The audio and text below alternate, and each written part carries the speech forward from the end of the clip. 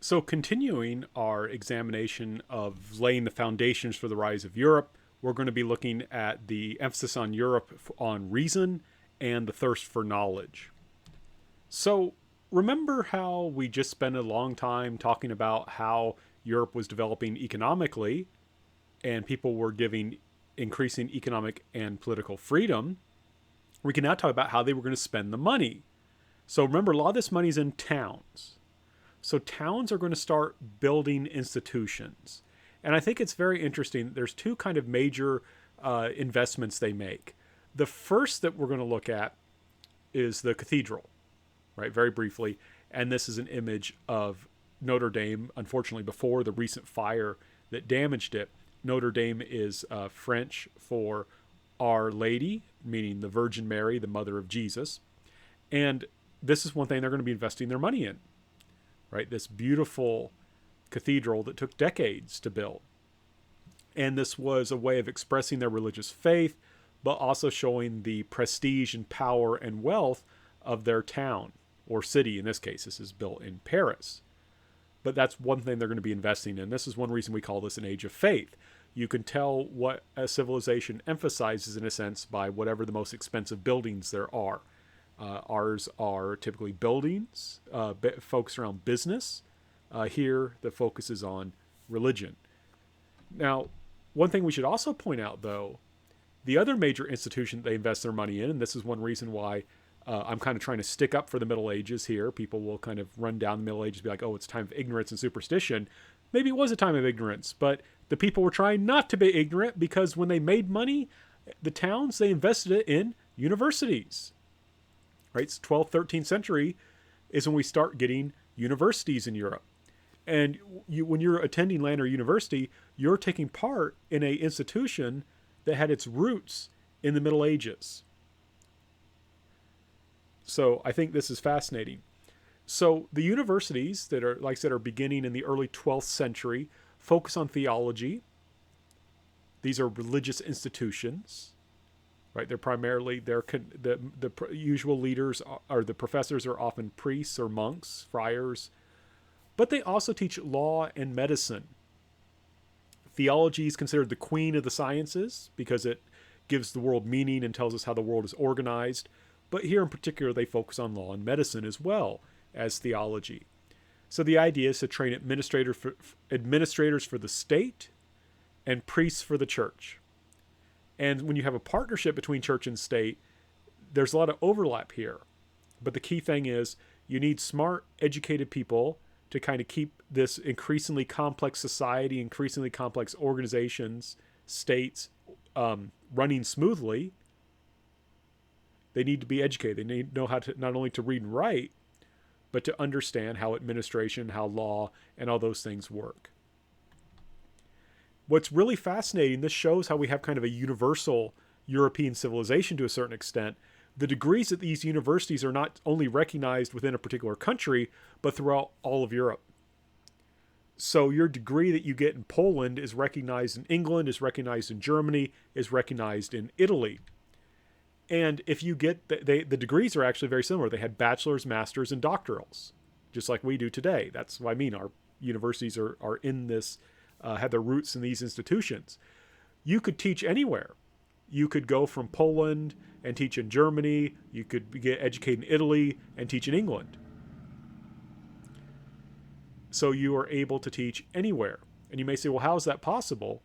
It's because Latin, the language of the Catholic Church, was also the language of the educated.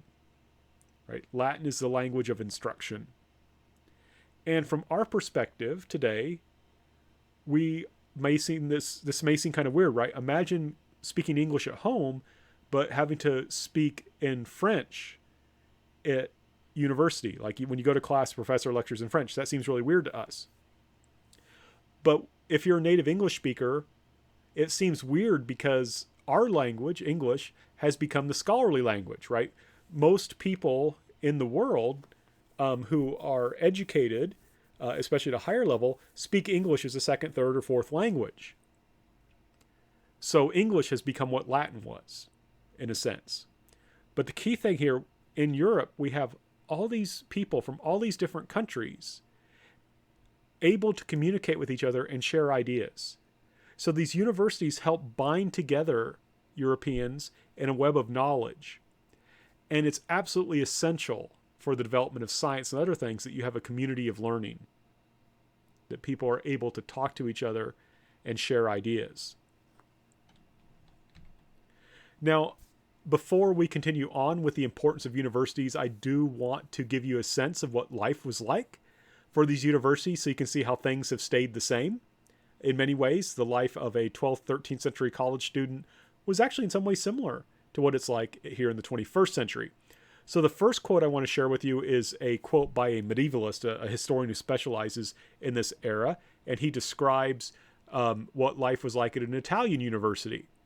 He writes, "The Bologna Student Guild," this is a city in Italy, "managed to reduce the exorbitant local prices of food and lodgings by threatening to move collectively to another town," right? The town doesn't want to lose the university because then, all those students are going to stop spending money in the town. They'll be taking their business elsewhere. And establish strict rules of conduct for the instructors. So the students are laying down the rules for the instructors. What are those rules? Professors, for example, were placed under the outrageous obligation to begin and end their classes on time and to cover the prescribed curriculum. I think that's hilarious, right? He's being a little bit, that's a kind of dry humor there, that it would be outrageous that we should have to start and end classes on time and should actually teach what we're supposed to, right? But you had, I'm sure you've had professors who do not start classes on time or who end classes way late or something, or who talk about things that are completely off subject. Well, they had the same problem then. He goes on, the author goes on to say, "Unpopular professors were hissed, shouted down, or as a last resort, pelted with stones." I've never endured that, which is nice, and I hope I never will have to, but I think that's funny. And here's a quote from a student writing to his father, right? Here's a student writing to his father. "The city is expensive and makes many demands. I have to rent lodgings, buy necessities, and provide for many other things that I cannot specify. Therefore, I beg your paternity," my parents, basically, "that by the prompting of divine pity, God, please help my parents, give me money. You may assist me so I may be able to complete what I have so well begun." Right? So mom and dad need money. Please send it. And that's from the student's point of view. Here's something from a parent's point of view. "I've recently learned that you live dissolutely, preferring play to work and strumming your guitar while others are at their studies." Right? 13th century students, maybe there's and professors, maybe there's some similarities, but please don't throw me rocks at me or hiss or shout me down. In any case, good stuff, I think. Now, the medieval universities are also going to become centers for the eventual development of science. We're not going to have modern science yet, but we are going to start getting the foundations for science. So here's one thing I have to emphasize. These professors who are in a community talking to each other from different universities, have relative freedom to pursue ideas. So sometimes there's this idea that because these are religious institutions, these are Christian, particularly Catholic institutions in this time period, they are not able to explore ideas freely. It's true they don't have as much freedom as we might have today, but they did have more freedom than you might think. So, for example, professors were studying texts by Aristotle, a Greek pagan philosopher, and they were borrowing ideas, consciously so, from Islamic civilization. Some of the textbooks used in European civilization, in European universities, were written originally by Muslims and translated into Latin. And the Europeans didn't hide this. They didn't change the name and make it look like they wrote it. They were like, yep, it's this Muslim guy. He knows his stuff. Let's learn from him. So while there were some issues about trying to maintain religious orthodoxy, there was relatively a large amount of freedom to pursue ideas wherever they were. Europeans are being very open-minded in many ways here. We're willing to learn from non-Christians, right? We're willing to learn from Aristotle and Islamic civilization. And a perfect example of this is this man pictured here, St. Thomas Aquinas, sometimes known as the Angelic Doctor, who's an interesting guy because he was very devout person, He was said to be able to levitate, such was his faith, which is kind of funny because he was gigantic, but also had a pure faith like a child, but he was a really, really smart guy. And one thing he does is he adopts Aristotle, learning in part about a lot of his ideas from Islamic texts, Islamic versions of Aristotle. And he's like, I can learn from Aristotle. Aristotle has some good ideas. I think reason is really good. And I think God gave us reason, and God made the world. And so God wants us to use our reason to understand the world he made. So for Aquinas, reason and faith were not contradictory. God gave it to us, so we should use it. And like I said, Aquinas emphasizes the idea it's okay to learn from people who were not Christian. That's fine. They have good ideas. We should learn to borrow them. God gave them reason too.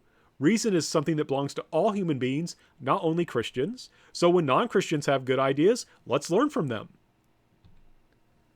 And like I said, he emphasizes particularly the importance of reason, this kind of universal thing that all human beings, Christian or non-Christian, have access to. Now, I didn't want to talk about this too much in the previous lectures, but it's also important to note this is a religious civilization. Religion's very important.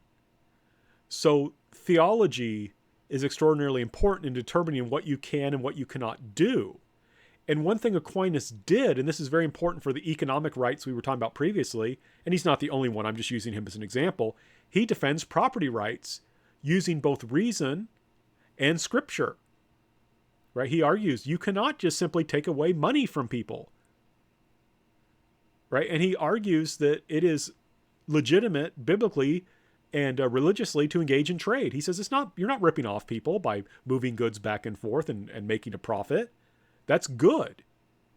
So in a religious age, he uses religion to defend property rights, which of course helps make possible this increasing economic development. Had the church put a lot of restrictions on trade, it would not have gone as well as it did. But the church encouraged this in many respects, developed theologies that said trade and mercantile activity is good.